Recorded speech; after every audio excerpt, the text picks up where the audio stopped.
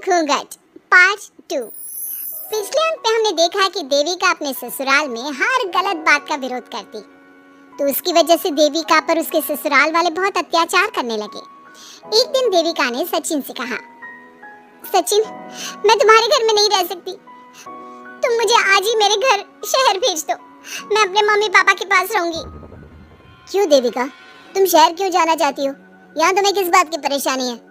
किस बात की परेशानी नहीं है सचिन, तुम्हारे घर के आदमी औरतों के साथ जानवरों जैसा व्यवहार करते हैं, मैं ऐसे माहौल में नहीं रह सकती। देखो देविका, तुम्हें यहीं रहना होगा।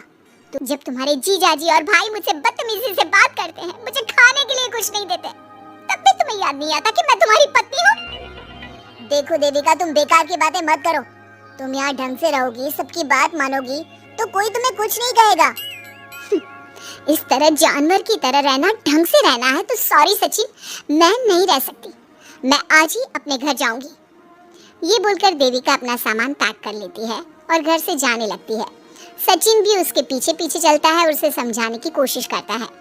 जब ये सब जोगिंदर ने देखा तो बोल पड़ा, बहू, यह सब क्या हो रहा है? कहाँ जा रही हो? सचिन, बताओ अपने पिताजी को कि कहाँ जा रही हूँ मैं।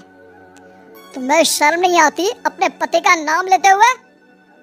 मैं अपने पति का नाम ले रही हूँ, इसमें आपको क्या परेशानी है? आपका नाम तो नहीं ले रही हूँ ना? देविका, ये किस तरह से बात कर रही हो तुम पिताजी से?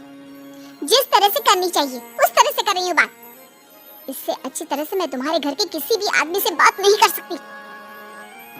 तीनों की बात सुनकर घर के बाकी लोग भी वहाँ जाते हैं। तभी जोगिंदर कहता है, हमारे घर की औरतें अपने मर्दों का नाम नहीं लेती। तुम्हारे शहर में होता होगा, लेकिन हमारे यहाँ पर ऐसा कुछ नहीं होता। बहू, सचिन तुम्हारा पति है, तुम उसका नाम मत लिया करो। तुम अपने पति का नाम लेने की जगह ए जी, ओ जी, सुनो जी कहा करो। पति ना परमेश्वर होता है। तो परमेश्वर का तो हम नाम लेते हैं। क्यों माँ जी, क्या आप अपने इष्ट देव का नाम नहीं लेती? माँ जी, ये सब इन पुरुषों के बनाए तौर तरीके हैं, औरतों को दबाने के लिए। ये बेशर्म लड़की ऐसा नहीं सुधरेगी। ये हमारे घर की औरतों को भड़का रही है। सचिन, तुम इसे चुप कराओगे या फिर मैं करूं? नहीं नहीं पिताजी, मैं अभी समझा देता हूँ। चलो देविका अंदर, और कितना तमाशा बनाओगी मेरा? सचिन, मैं अंदर नहीं बाहर जाऊंगी, अब मैं यहाँ नहीं रह सकती। देविका की बात सुनकर महेंद्र कहता है, भाई साहब, ये लड़की इस घर से और गांव से बाहर ना जानी चाहिए, नहीं तो हमारे घर और गांव की औरतें भी ऐसी ही हरकतें करेंगी, वो भी मर्दों के खिलाफ बगावत करेंगी। और मैं भी देखती हूँ कि मुझे घर से बाहर जाने से कौन रोकता है। बहू, इनसे बहस करने का कोई फायदा नहीं, तुम अंदर चलो। इस गांव के मर्दों के अंदर बहुत अहंकार भरा हुआ है। देविका किसी की बात नहीं सुनती और अपना सामान उठाकर घर से बाहर जाने लगती है।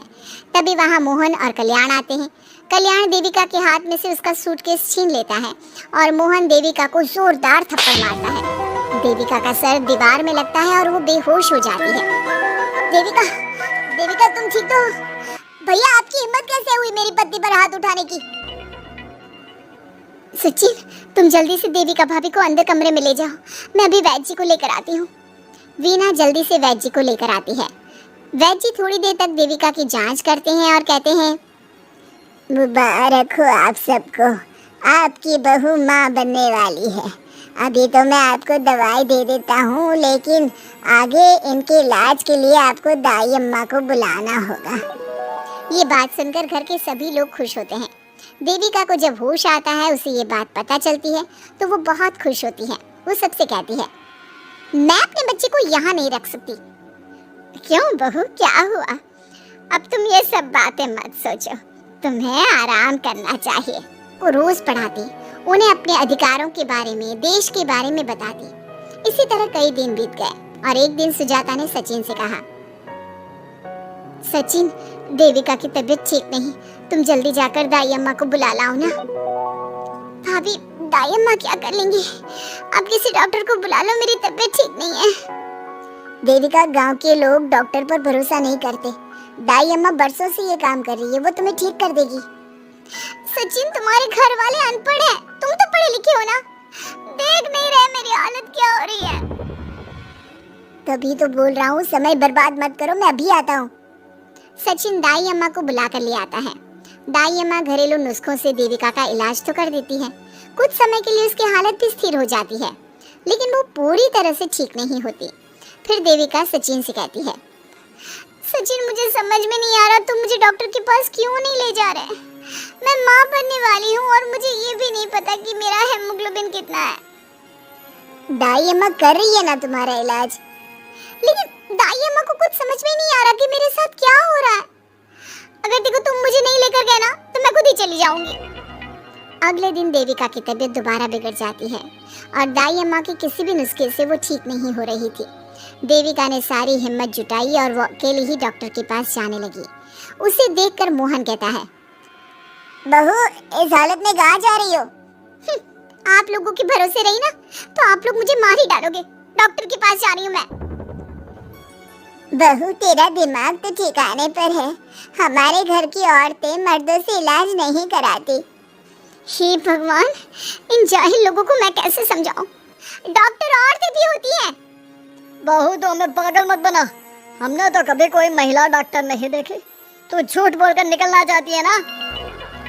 इस गांव की सरहद से आप लोग कभी बाहर नहीं गए ना, इसलिए आप लोगों को नहीं पता कि महिलाएं डॉक्टर के अलावा क्या क्या है। ए लड़की, तुझसे तमीज से बात कर रहे हैं तो तू ज्यादा हवा में मत उड़। बोला ना एक बार, चल अंदर जा। चाचा जी मैं अंदर नहीं जाऊंगी, डॉक्टर के पास जाऊंगी। मेरा इलाज सिर्फ डॉक्टर ही कर सकता है। ये बोलकर देविका घर से निकल रही थी कि तभी जोगिंदर ने उसे कमरे में ले जाकर बेड पर जोर से धक्का दे दिया, जिसकी वजह से देविका के पेट में चोट लग गई और वो दर्द की वजह से जोर जोर से चिल्लाने लगी। ये देखकर घर की सारी औरतें देविका को संभालने लगी। देविका हिम्मत रखो, सब ठीक हो जाएगा। देविका भाभी आप ठीक हो ना? माँ कुछ करिए ना, भाभी की तबीयत बहुत खराब हो रही है। लेकिन मैं क्या कर सकती हूँ? भाभी कुछ तो करो, कहीं बहू को कुछ हो ना जाए। उधर जोगिंदर मेन गेट पर बड़ा सा ताला लगा देता है और कहता है, आज के बाद इस घर से कोई भी औरत बाहर नहीं निकलेगी। देविका का बच्चा भी इसी घर में होगा, ये जिंदा रहे या मर जाए। जोगिंदर की बात सुनकर सभी औरतें बाहर आती हैं। जब विमला को इस बात का एहसास हो जाता है कि जोगिंदर देविका को डॉक्टर के पास किसी कीमत पर नहीं जाने देगा, तब विमला पहली बार अपना घूंघट उठाकर तेज आवाज में कहती है, मैं भी देखती हूँ देविका को डॉक्टर के पास जाने से कौन रोकता है। आज देविका डॉक्टर के पास जाकर रहेगी। देविका की सास का घूंघट आखिरकार उतर ही गया। घर के आदमियों ने पहली बार विमला का ये रूप देखा था और उसकी तेज आवाज पहली बार सुनी थी। क्या विमला अपनी बहू की जान बचा पाएगी या जोगिंदर अपनी पत्नी की आवाज भी दबा देगा? ये जानने के लिए हमारे अगले एपिसोड का इंतजार कीजिए और हमें कमेंट में ये भी बताइए कि घर की औरतों को आगे क्या कदम उठाना चाहिए।